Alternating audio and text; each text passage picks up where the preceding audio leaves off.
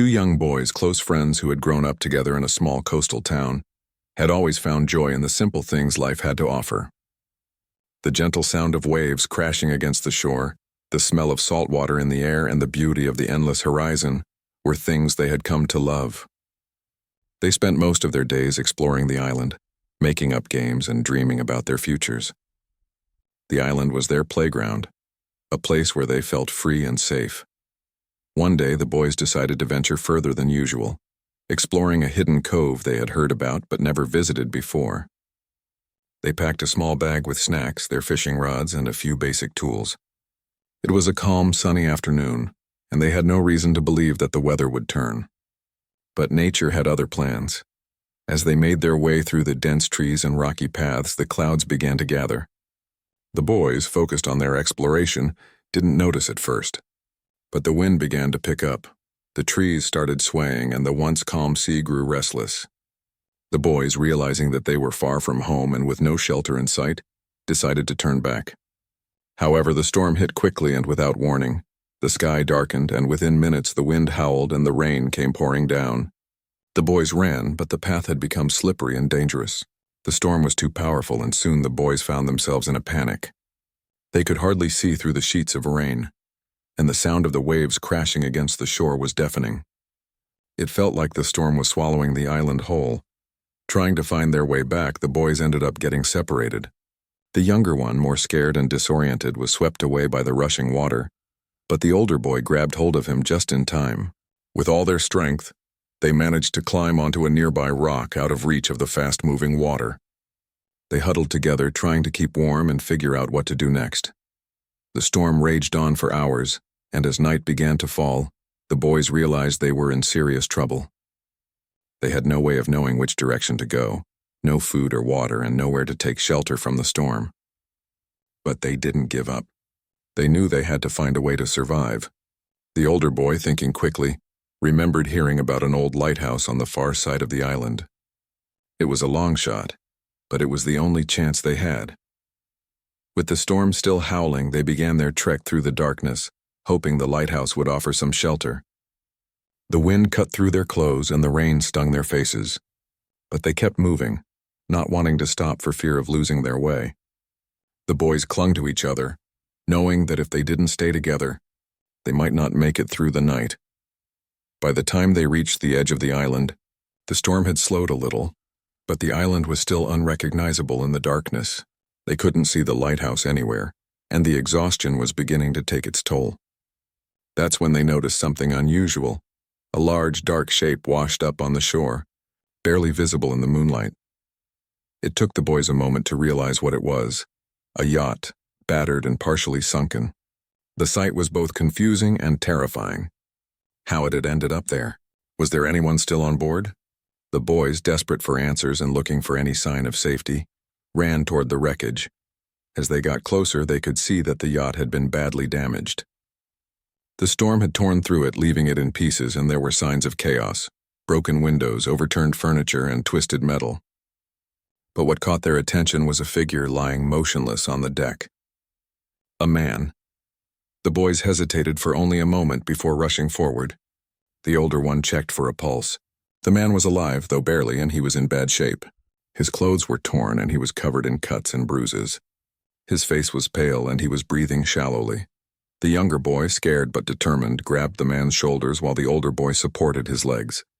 Together, they carefully helped him down from the wreckage and carried him to a more sheltered area, away from the waves that were crashing against the shore. The storm still loomed in the distance, but they needed to get the man to safety first. The boys had no medical training, but they did what they could. They found some cloth to wrap around the man's wounds using strips from their own shirts.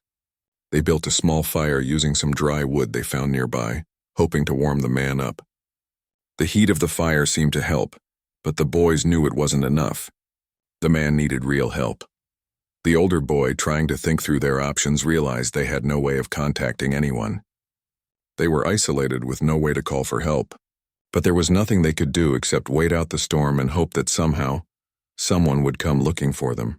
The idea of waiting in the dark in the middle of the island with no clear plan felt like a hopeless situation.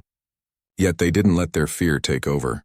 They had survived this far, and they were going to try their best to keep this man alive.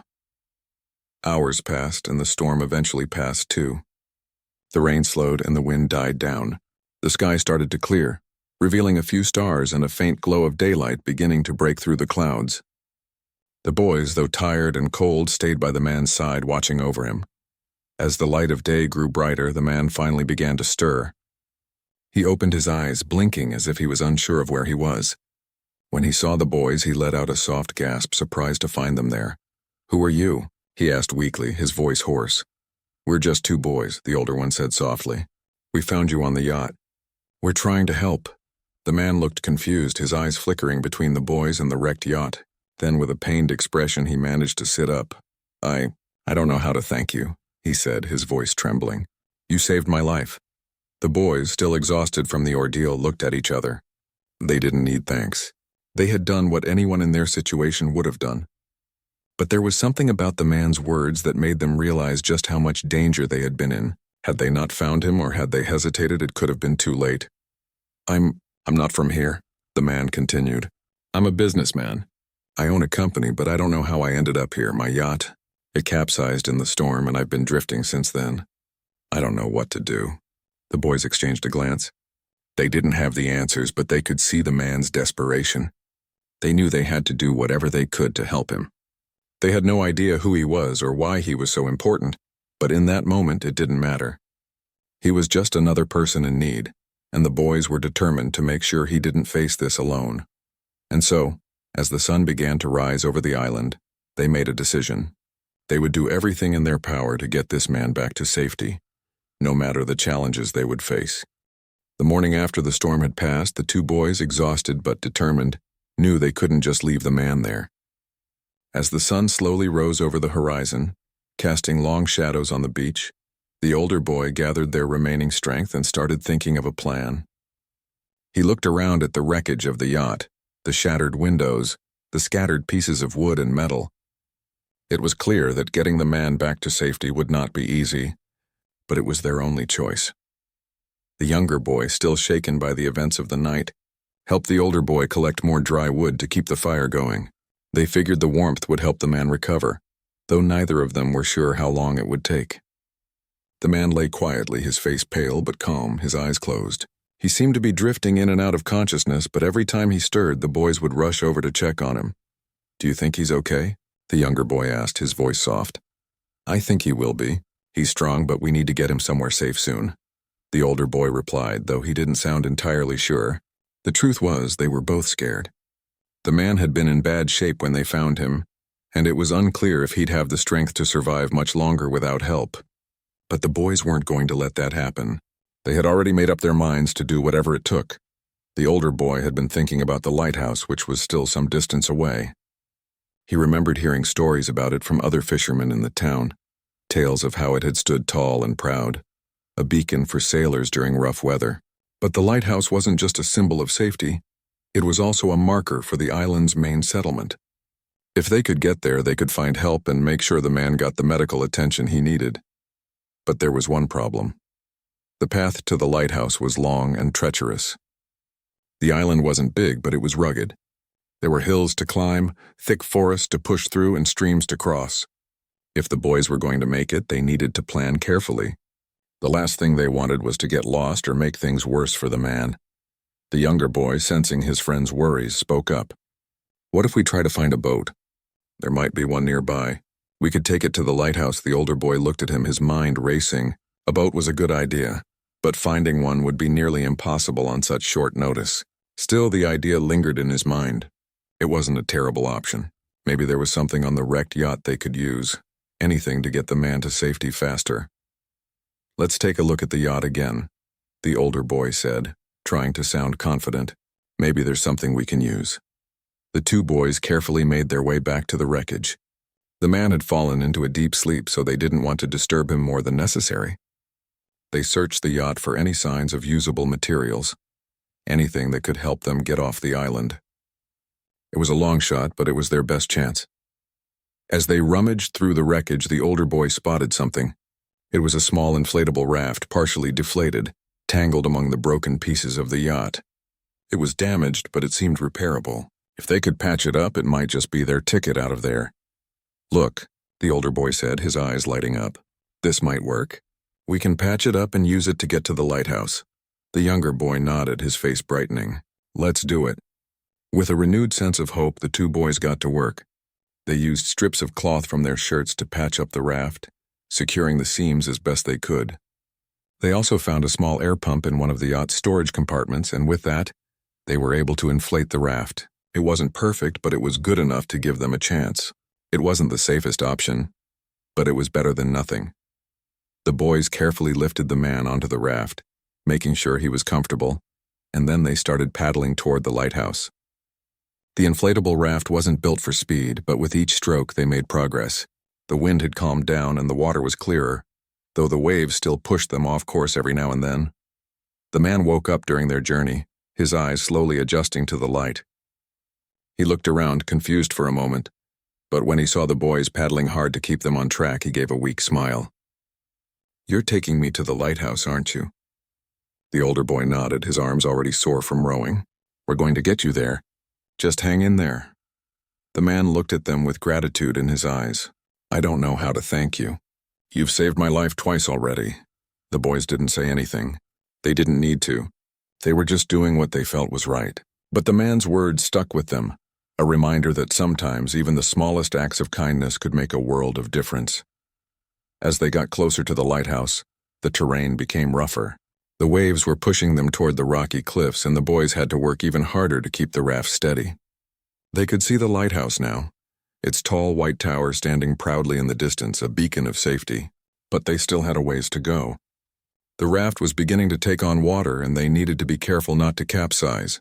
The man, though weak, could see the strain on the boys' faces. You're doing great, he said, trying to offer encouragement. Just a little longer. The older boy smiled, though he was tired. We'll make it, he said, more to reassure himself than the man. But even as they got closer to the lighthouse, something strange happened. The man began to cough, his breathing shallow. The younger boy noticed it first and looked over at his friend. He doesn't look good. The older boy turned quickly. Stay calm, he said, trying to sound confident. We're almost there. The raft continued to move slowly, but the man's condition was worsening. His face had grown paler and his hands were trembling. The boys pushed harder, not knowing if they could make it in time. Every stroke felt like an eternity, the waves growing higher and more forceful. But they couldn't stop now, not after everything they had been through. Finally, after what seemed like hours of struggle, they reached the base of the lighthouse. The raft scraped against the rocks as the boys quickly pulled it ashore, their legs shaky from exhaustion. They rushed to get the man out of the raft and onto solid ground. He was barely conscious now, his breathing labored. We need help, the older boy shouted, his voice cracking. Just as he spoke, a figure appeared at the top of the lighthouse, looking down at them. It was a man, tall and weathered, who had been watching them from above. He must have seen the struggle because he started making his way down the rocky stairs. What happened? The lighthouse keeper asked as he approached. Who are these boys? We found him after his yacht sank. He needs help, the older boy said, his voice urgent. The lighthouse keeper knelt beside the man, checking his vitals. After a moment, he looked up at the boys. You did good, he said.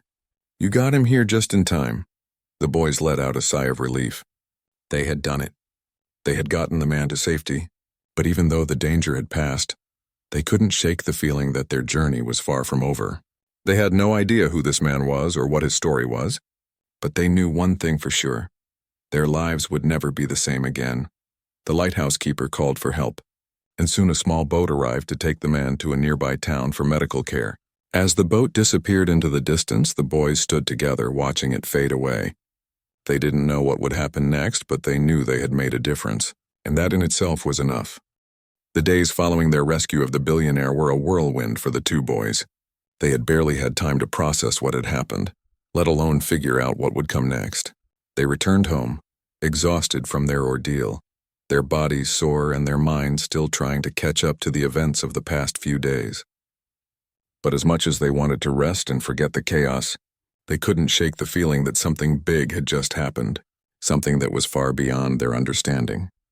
Back in their small town, everything seemed to go back to normal, at least on the surface. The boys' families were relieved to see them home safe and sound. though they had no idea of the full extent of what had occurred on that isolated island. To them, it was just another adventure, something to tell their friends about when they grew up. But for the boys, it was more than that. They had done something extraordinary, something that had changed the course of a stranger's life and, in a way, their own too. The man they had saved, still unconscious when they left him at the lighthouse, was taken to a nearby town for medical treatment. Over the next few days, the boys heard little about him. They figured that, like most people they met in their small town, he would simply fade into the background, just another stranger they had helped. But they were wrong. One morning, just a few days after the rescue, the boys were at home when they heard the familiar sound of a boat engine in the distance. They didn't think much of it, assuming it was just a fisherman heading out for the day. But then, as the sound grew louder, they noticed something unusual. The boat wasn't one they recognized, and it was heading straight toward their house. The boys stepped outside, curious. As the boat drew closer, they saw that it was large and sleek, much more impressive than anything they had ever seen before. When it finally docked, a man stepped out. He was dressed in a sharp suit and looked far too out of place for their quiet little town. The man looked around, scanning the area until his eyes landed on the two boys. "You're the ones who helped him, aren't you?" the man asked, his voice calm and polite, though it carried a certain weight. The boys exchanged a glance, unsure of what to say. "Helped who?" the older boy asked, genuinely confused. "The man you rescued on the island," the man said, a slight smile tugging at his lips. "The one who was on the yacht. I'm with his company, and I've been sent to thank you for saving his life." The younger boy's eyes widened. "He's okay?" "More than okay," the man replied. "He's recovering well, and we're all incredibly grateful for what you did. He wants to meet you both." The boys stood frozen for a moment, trying to process what the man was saying. They had saved a man's life, sure, but they hadn't expected anything more than a simple thank you. The idea that he wanted to meet them seemed almost unbelievable. Still, the man insisted, and soon they found themselves on the boat, heading toward the same town where the billionaire was recovering. The ride was short but surreal. As the boat cut through the calm waters, the boys couldn't help but feel out of place. The world they had known, filled with simple days of fishing, playing on the beach, and exploring the island, felt miles away. They were about to meet someone who, for all they knew, could change their lives forever.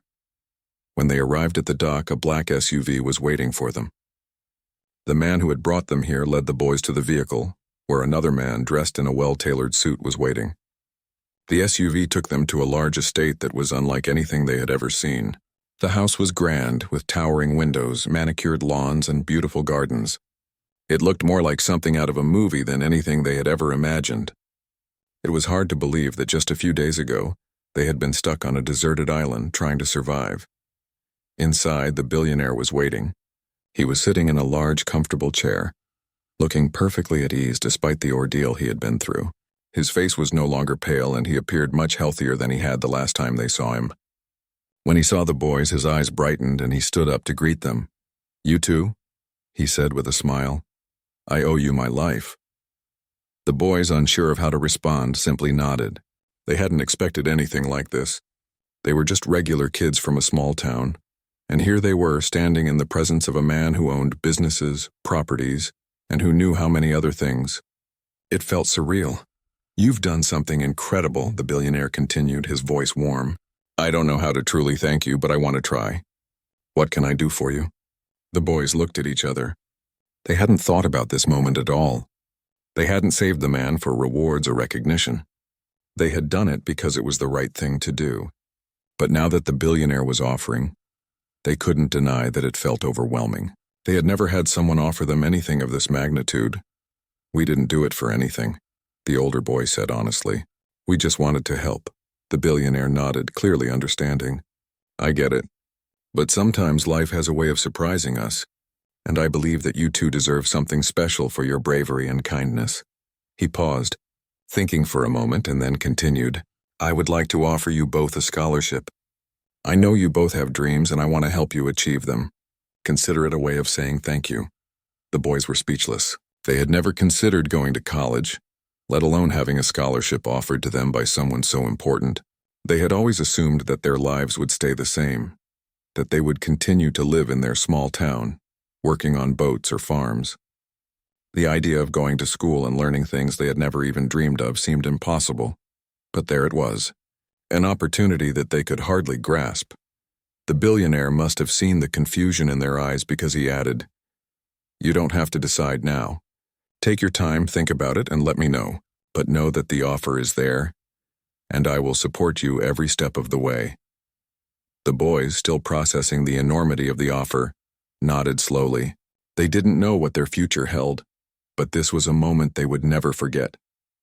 As the day went on, the billionaire took them on a tour of his estate, showing them his private library, his impressive collection of art, and his well-kept gardens.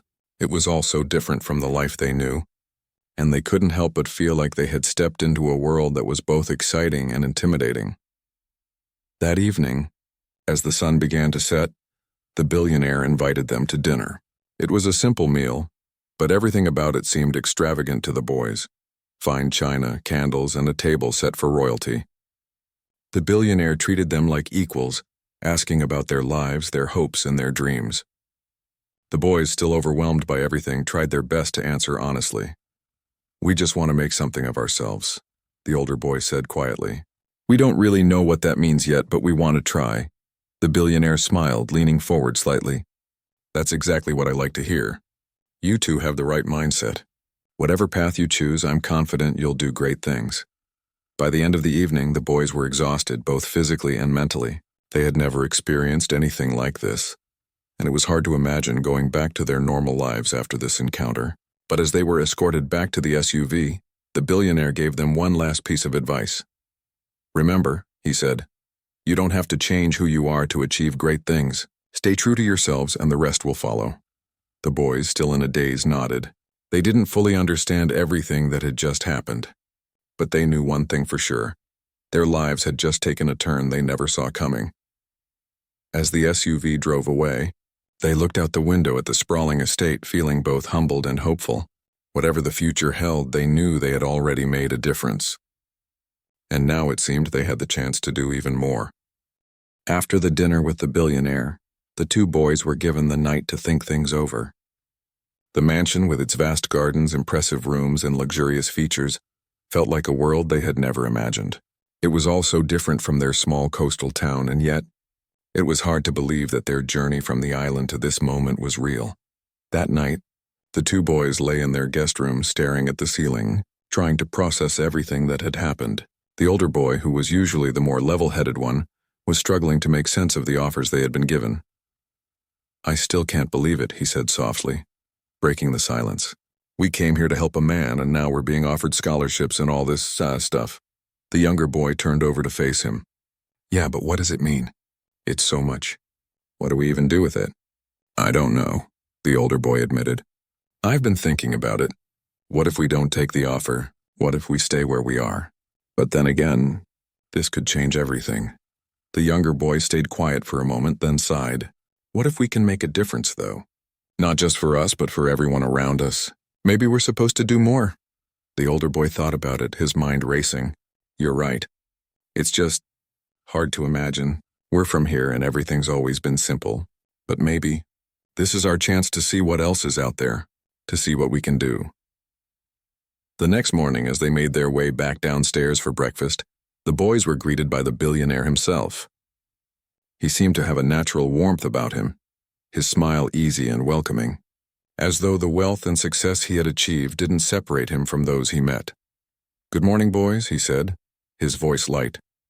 "I hope you slept well." "We did," the older boy replied, still adjusting to the unfamiliar surroundings. "Thanks for everything. This is all a lot." The billionaire nodded. "I understand. It's a big decision. I know you didn't come here expecting anything like this, but I want to make sure you feel comfortable with whatever you choose. I'm not asking you to decide right now, but think about it. What you did for me, it was extraordinary. And now you have the opportunity to do something that could change not just your lives, but the lives of others." The younger boy looked down, unsure of what to say, but his thoughts were racing. What did they really want? A part of him knew that they had the chance to escape their quiet lives, to step into a world full of possibilities. But another part of him was afraid that they would lose who they were in the process. "I think we need time," the older boy finally said. We need to figure out if this is the right path for us. The billionaire smiled, clearly understanding. Of course. Take all the time you need. But remember, the offer stands. You don't have to do this alone. If you decide to take this opportunity, I'll be here to help guide you. The rest of the day passed slowly. The boys spent time exploring the mansion, walking through the gardens and reflecting on their choices. They had never been in a place like this before, and the luxury surrounding them was both beautiful and intimidating. It was hard to imagine leaving everything they knew behind. Yet, as the day wore on, something began to shift inside them. The idea of staying in their small town and living the same life they always had started to feel limiting.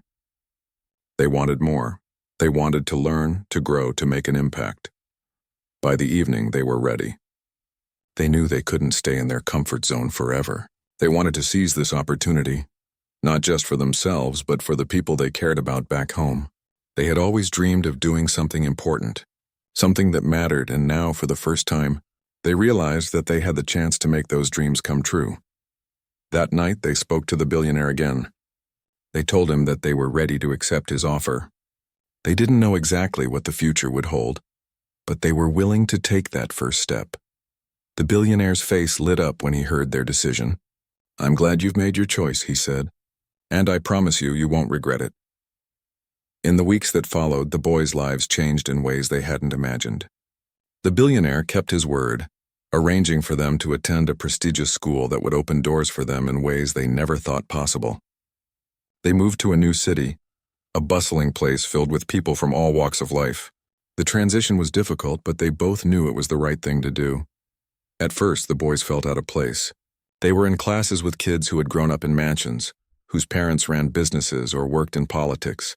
They had never been around people like this before, and it felt like they were constantly playing catch-up. But as time went on, they found their footing. They worked hard, stayed focused, and made friends who shared their values. They didn't forget where they came from, and they made sure that their small-town roots remained a part of them, no matter how different their new world seemed. One of the most surprising parts of the experience was how the billionaire continued to stay in touch.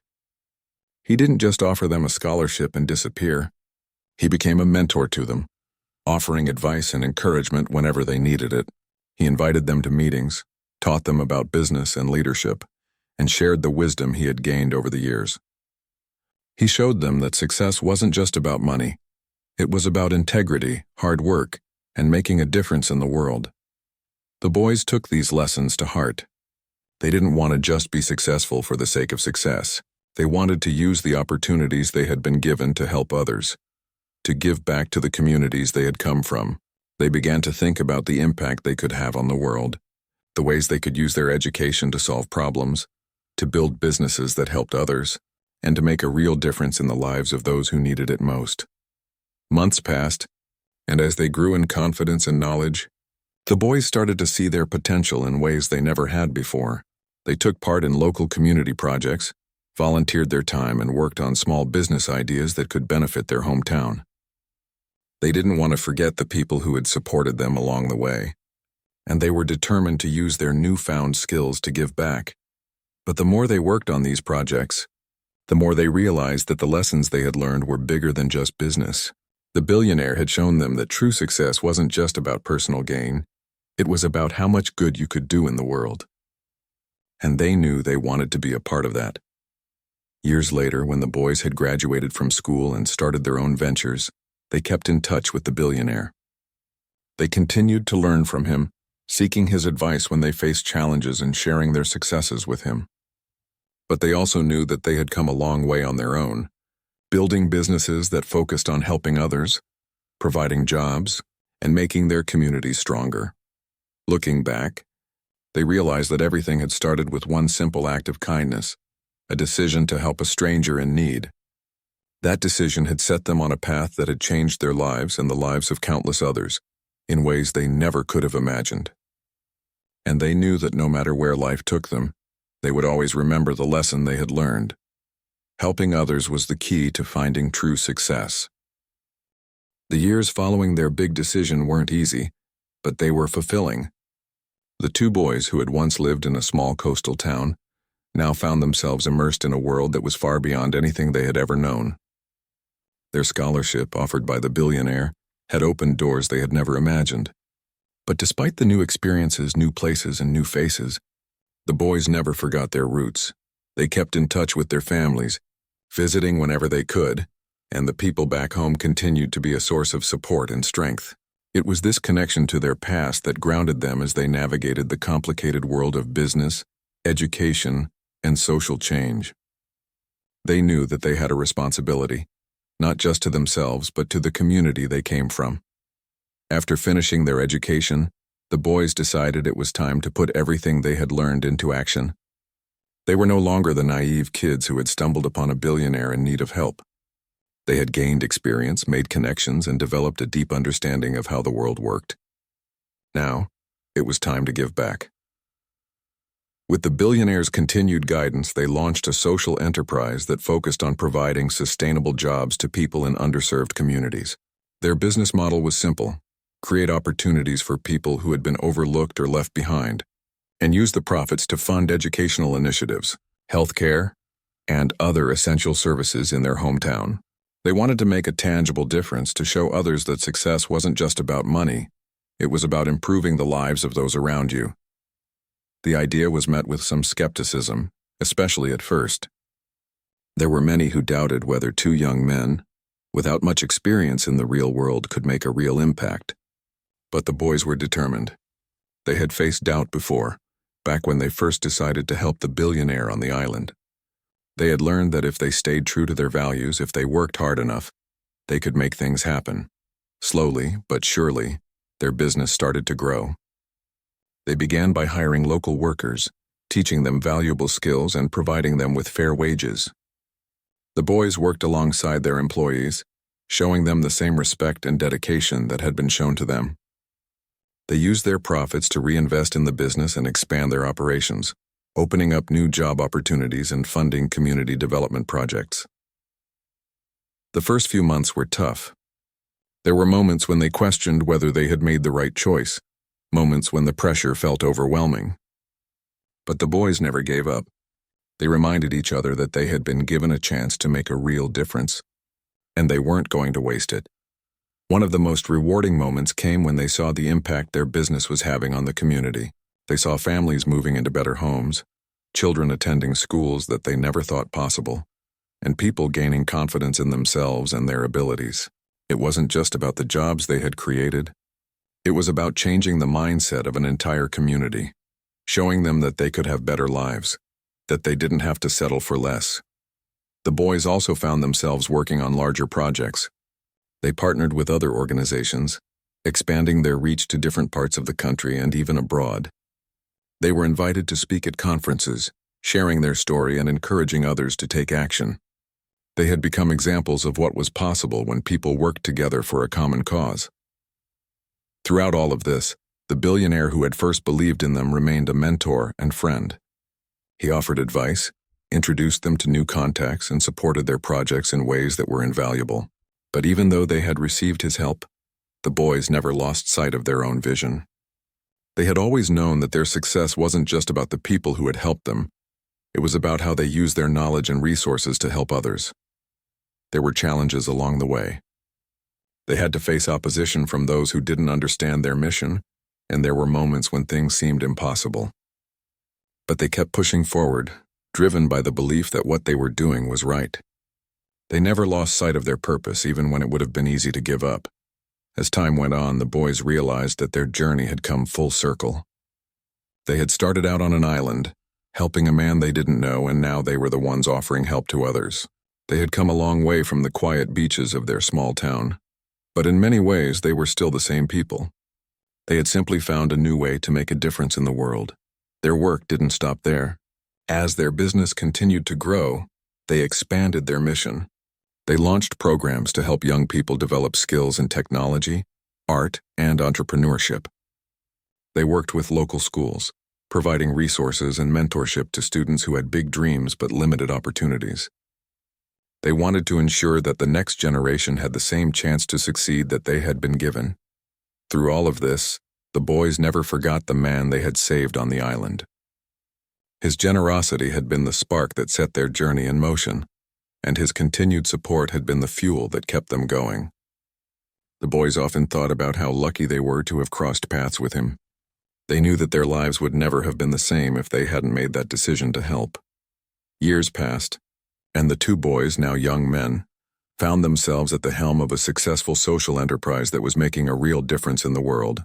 They had built something meaningful, something that would last long after they were gone. But as successful as they had become, they knew that their story wasn't just about them. It was about the people they had helped along the way, and the communities they had built. One day, the billionaire invited them back to his estate for a celebration. It had been years since they had first met, and a lot had changed. But when they walked through the doors of his mansion, they realized that they hadn't changed as much as they thought. The same warmth that had greeted them years ago was still there, the same belief in their potential.